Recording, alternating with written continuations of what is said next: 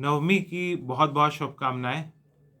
नवरात्र का आखिरी दिन है आज, और इस मौके से अच्छा कोई और मौका हो नहीं सकता एक नई शुरुआत करने के लिए। और माँ की भक्ति, माँ की पूजा, माँ की अर्चना अधूरी ना रह जाए, इसके लिए आग्रह है 3 छोटे छोटे कदम उठाने का, 3 प्रण करने का। और अगर आप किसी अन्य नाम से उस ईश्वर को पूजते हो तो भी आपसे आग्रह कि ये अवश्य करें, क्योंकि बड़ा उपयुक्त मौका है आज, बहुत बड़ा पावन अवसर है। पहला, कि सप्ताह के 7 दिनों में हम बाकी 5 दिन 6 दिन तो बहुत मशरूफ रहते हैं, लेकिन वीकेंड पर थोड़ा समय निकाल कर पर्यावरण का विध्वंस जो इंसान कर रहा है, यानी इंसान के द्वारा पर्यावरण के विध्वंस के बारे में अध्ययन करें। इसके लिए ज़रूरत पड़े तो गूगल पे जाएं, यूट्यूब पे जाएं, अपने बच्चों की किताबें को देखें। मार्केट में किताबें अवेलेबल है, उसको देखें, लेकिन सबसे सरल है यूट्यूब। उस पर आप बोलें और वो आपको वीडियो दिखा देगा अलग अलग विषयों पे। पहला विषय हो गया, अलग अलग विषय जैसे global warming and it's effects, tipping points of climate change, acidification of oceans, extinction of phytoplanktons, या फिर पानी का जहरीलाकरण, हवा का जहरीलाकरण, नदियों की खस्ता हालत, उनका काला पड़ना, उनकी unhealthy situation, inorganic waste creation, e waste से होने वाले नुकसान, मिट्टी की गिरती फर्टिलिटी, डेजर्ट्स का एक्सपेंशन, ऐसे तमाम विषय, प्लास्टिक जनरेशन का विषय कि प्लास्टिक वेस्ट का क्रिएशन, अंडरग्राउंड वाटर का गिरता हुआ स्तर, ये तमाम ऐसे विषय का अध्ययन हम वीकेंड पे करने का आज प्रण करें, क्योंकि उसकी बनाई ये दुनिया बहुत तेजी से मारी जा रही है। और हम पहला स्टेप होगा कि हम इस विषय की जानकारी हासिल करें, और तभी हम समाज को सेंसिटाइज कर सकते हैं उस पर कार्य करने की अर्जेंसी को लेकर। दूसरे, जब आप ये खोजें तो ये भी खोजें कि इसके विरुद्ध हम व्यक्तिगत स्तर पे क्या कार्य कर सकते हैं, और कहाँ कहाँ ये कोशिशें हो रही हैं, और ऐसे लोगों से जुड़ें जो इन विषयों पे कोशिश कर रहे हैं। दूसरा, आज के पावन दिन ग्लोबल वार्मिंग के खिलाफ व्यक्तिगत स्तर पर कार्य करने के विषय में निर्णय लें, और इस विषय में 2-3 छोटे छोटे कदम उठाएं।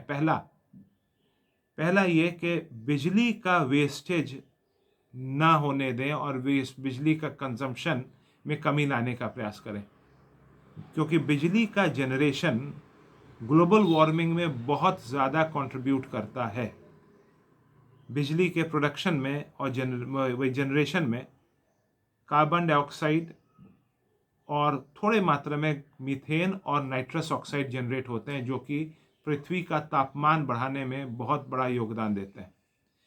तो हम बिजली का कंजम्पशन कम कर रहे हैं कहाँ कहाँ, तो वहाँ वो जगह हो सकते हैं एसी के घंटों में कमी, यानी अगर हम 10 घंटे इस्तेमाल करते हैं एसी, तो उसको मात्र 2 घंटे करें। अगर हम जिन महीनों में हम एसी इस्तेमाल करते हैं उन महीनों में कमी लाएं, जब बहुत आवश्यक हो तो ही एसी चलाएं। उसी तरीके से व्यर्थ किसी भी कमरे में पंखा, tubelight, light, computer, laptop, TV व्यर्थ न चलने दें। सुबह उठते ही जैसे हम ब्रश करते हैं तो बाथरूम की लाइट ऑन करते हैं, तो अगर लाइट की ज़रूरत है तो ही लाइट ऑन हो। तो अलग अलग दफ्तरों में जहाँ भी हम बिजली फालतू जलते देखते हैं, वहाँ स्विच ऑफ करें।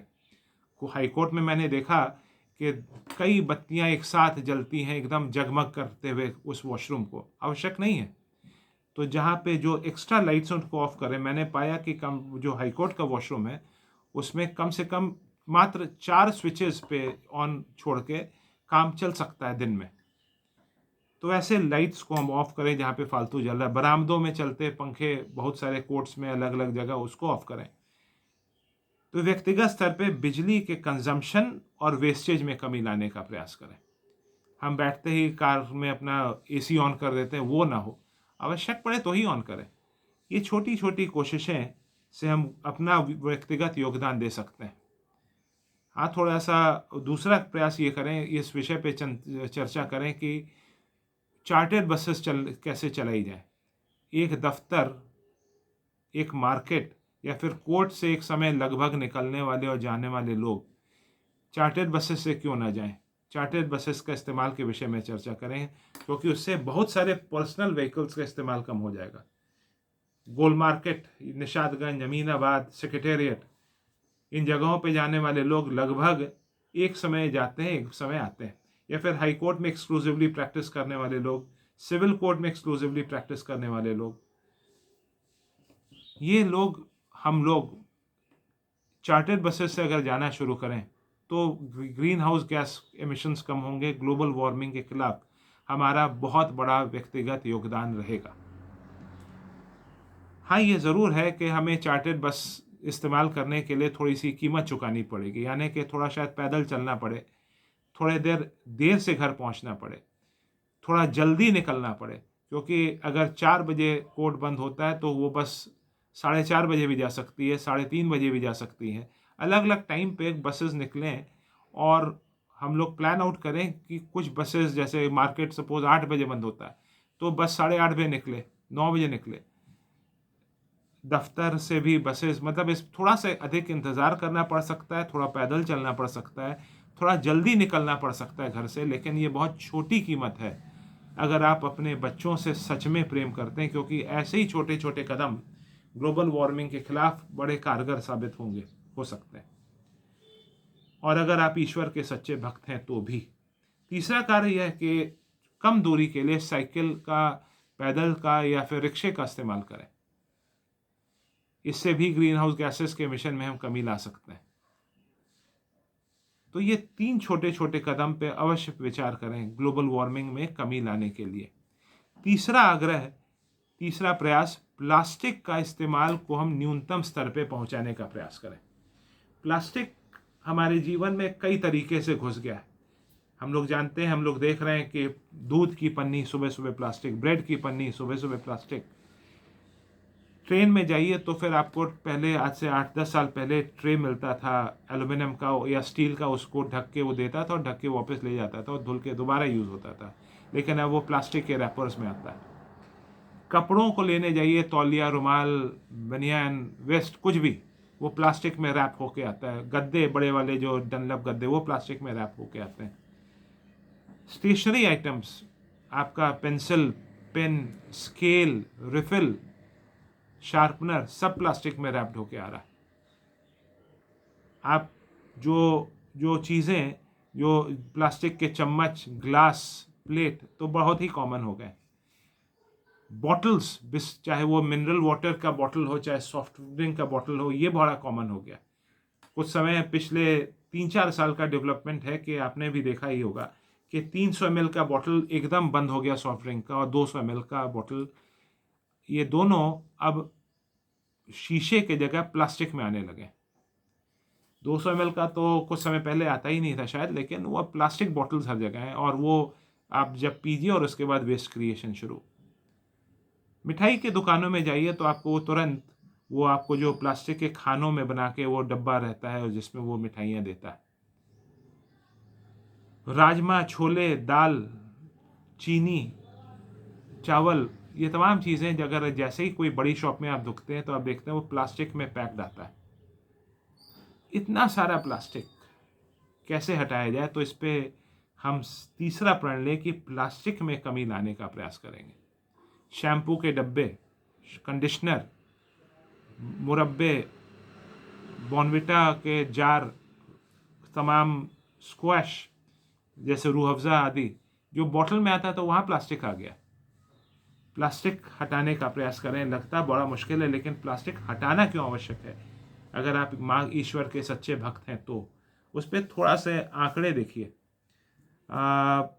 लगभग 1 लाख चिड़िया, 1 लाख एक्वेटिक मैमल्स, सी मैमल्स, मरीन मैमल्स जिसको कहेंगे, 1 लाख मरीन मैमल्स या तो प्लास्टिक खाकर दर्दनाक मौत के शिकार होते हैं या प्लास्टिक में फंस कर मौत के शिकार होते हैं। प्लास्टिक एक्वेटिक मैमल्स, या तमाम चिड़िया, तमाम कुछ मछलियाँ खा इसलिए लेती, सी टर्टल्स खा इसलिए लेती क्योंकि वो प्लास्टिक और खाने में डिस्टिंग्विश नहीं कर पाती और इस चक्कर में उसको खा लेती। बहुत छोटे छोटे टुकड़े प्लास्टिक पेलेट्स को बताया जाता है कि छोटी मछलियां उसको अंडा समझ के खा लेती हैं। गायों को और गाय भैंस के प्लास्टिक के खाने के बारे में मृत्यु और उनके पेट में प्लास्टिक पाया जाना तो बड़ा कॉमन हम लोग जानते हैं।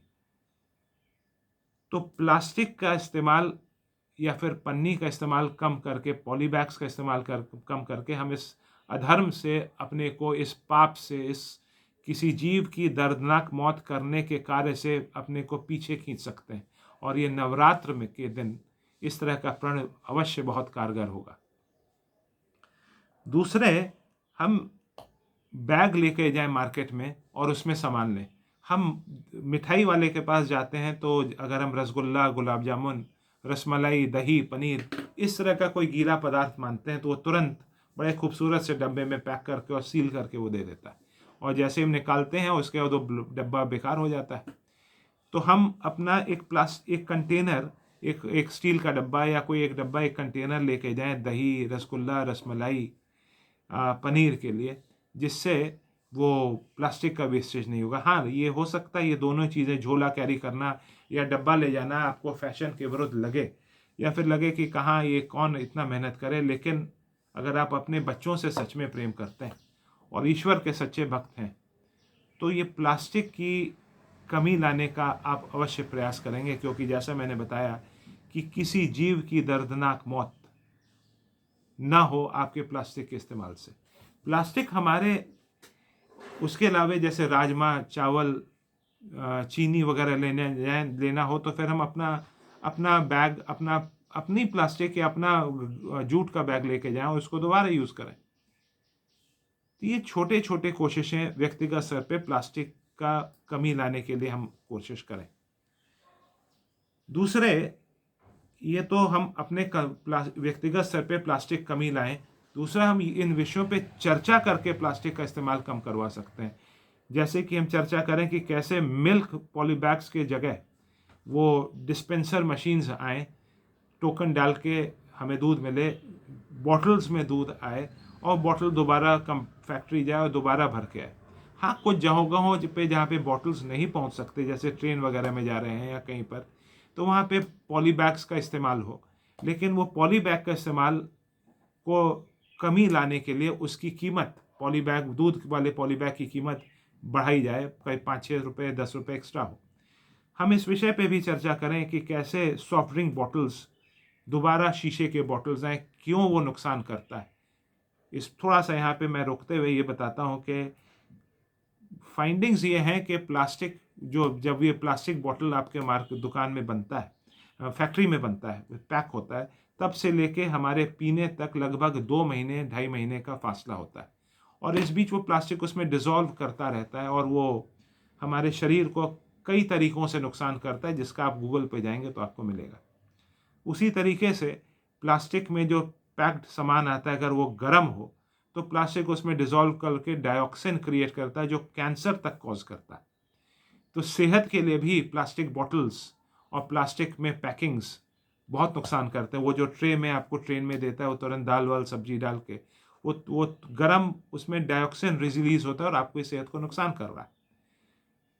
तो ये प्लास्टिक की कमी, प्लास्टिक का इस्तेमाल में कमी लाने का प्रयास करें। चर्चा की बात जो हो रही थी, तीसरा हम इस पर चर्चा करें कि कैसे बॉटल्स, स्क्वॉशेस, शैम्पू, मुरब्बे, बॉर्नविटा वगैरह दोबारा बॉटल्स का इस्तेमाल शुरू करें। इस विषय में चर्चा से फ़ायदा ये होगा कि मोबाइल पे जिस तरीके से सिनेमा, गाने, गेम्स चलते हैं, उस तरीके से पर्यावरण के विषय जब चलने शुरू होंगे तो समाज में इस डायरेक्शन में कार्य होगा। राजनीतिक दल इस विषय पे खिंच के आएंगे क्योंकि उनको अपनी राजनीति की दुकान चलानी है, तो पर्यावरण के इस विषय को उठाना ही पड़ेगा। तो इन विषयों पे चर्चा करें। नवरात्र का शुभ अवसर था, इसलिए मैंने सोचा कि आज ये वीडियो बनाया जाए। आपसे आग्रह है कि जैसे मैंने कहा कि 3 छोटे छोटे कार्य करने का इस नवरात्र में प्रण लें। पहला, कि सप्ताह का वीकेंड पर्यावरण के इंसान द्वारा विध्वंस के बारे में और उसके खिलाफ हम क्या कर सकते हैं, इस विषय में जानकारी हासिल करने में करेंगे। दूसरा, बिजली के कंजम्पशन और वेस्टेज में कमी लाएं। तीसरा, प्लास्टिक का इस्तेमाल न्यूनतम स्तर पे पहुंचाने के लिए व्यक्तिगत स्तर पे उसमें जो जो कमी हो सकती है वो करें, और इस विषय पे चर्चा करके वो फैक्ट्रियों तक और वो रिसाइक्लेबल चीज़ों का इस्तेमाल तक ये बात पहुंचे, इस विषय में चर्चा के ज़रिए ये बात बढ़ाएं।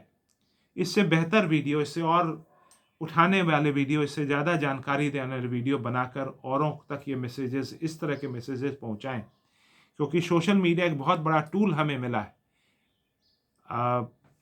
पृथ्वी को बचाने के प्रयास करने के लिए, क्योंकि जब गलत जुड़ सकते हैं तो सही लोग भी जुड़ें। हाँ, एक चीज़ और, ये बहुत आवश्यक है, हम लोग देख रहे हैं कि दुनिया में, भारत के बाहर हिंसा, बदला, खून खराबे का माहौल है। लगभग 35-36 आर्म्ड कॉन्फ्लिक्ट्स के जोन हैं। ऐसे में पर्यावरण को बचाने का विषय बहुत पीछे चला गया है। उसी तरह भारत में जाति, मजहब, भाषा, क्षेत्र और वो तमाम अन्य मुद्दों के चक्कर में इस धरती को बचाए रखने का विषय बहुत पीछे कहीं चला गया या चर्चा ही नहीं होती। तो अपना फोकस मत शिफ्ट होने दें, समाज का फोकस मत शिफ्ट होने दें, बल्कि समाज का फोकस पर्यावरण पे लाने का प्रयास करें। क्योंकि अगर आपने कुछ नहीं किया तो फिर आने वाली पीढ़ियों को, आपके बच्चों को और हमें भी, जब तक हम जीवित हैं, बहुत तकलीफ़ों का सामना करना पड़ सकता है। और यह भी स्मरण रहे कि आज धरती पर, इस धरती पर जो लोग चल रहे हैं, उन्हीं का फ़र्ज़ है आने वाली पीढ़ियों के लिए धरती पर जीवन बचाए रखने का। क्योंकि लगभग 35,000 लाख साल पहले इस धरती पर जीवन आया। 3 लाख साल पहले होमो सेपियंस यानी हमारे तरह के लोग इस धरती पर आए, और लगभग 10 से 15,000 साल पहले खेती हमने सीखा। लेकिन पिछले 200 साल की हरकतों के कारण, इंडस्ट्रियल रिवॉल्यूशन के बाद से आज तक, और ये हरकत जिस तरीके से एंटी नेचर होती जा रही, वो आज 22 अक्टूबर 2023 की तारीख तक ऐसी हरकतें बढ़ती जा रही हैं जो इतने समय से जीवन चलने वाली, जहाँ पे इस धरती पे जहाँ जीवन चल रही थी, उस धरती को मारने की ओर हम लोग बढ़ रहे हैं, इस धरती को निर्जीव करने की ओर बढ़ रहे हैं। तो इस धरती पर अविरल जीवन की धारा ऐसे ही बहती रहे, आने वाली पीढ़ियाँ भी, आने वाले जनरेशन्स भी इस खूबसूरत धरती पे जीवन का आनंद उठाते रहें। इसके लिए हम सभी प्रयास करें, और नवरात्र के पावन दिन इस प्रण से, इस निर्णय से, इस रेजोल्यूशन लेने से बेहतर कुछ नहीं। तो हम सभी कोशिश करें तो यकीनन इस धरती को मंगल ग्रह की तरह निर्जीव होने से बचा सकते हैं। हम अपने सुझाव हमें अवश्य भेजें, हमारे टीम आपके सुझाव का हमेशा इंतज़ार करती रहेगी, और हमेशा वेलकम रहेंगे आपके सुझाव। हमारा ईमेल आईडी है savemother@gmail.com, SAVEMOTHERASSOCIATION@gmail.com। युवाओं से खासकर आग्रह है कि इन विषयों पे मंथन करें, और हर माँ बाप और हर दादा दादी जो अपने बच्चों से और पोते पोतियों से बहुत प्रेम करते हैं, उनसे आग्रह है कि इन विषयों पे विचार करें। और यह भी याद रहे कि भारत को ही पृथ्वी को बचाने के कोशिशों में नेतृत्व करना पड़ेगा, क्योंकि हर तरफ बहुत लड़ाई झगड़ा, बहुत हिंसा, बहुत बदले, बहुत मारकाट मची है, बाहर भी और कुछ हद तक हमारे देश में भी। धन्यवाद।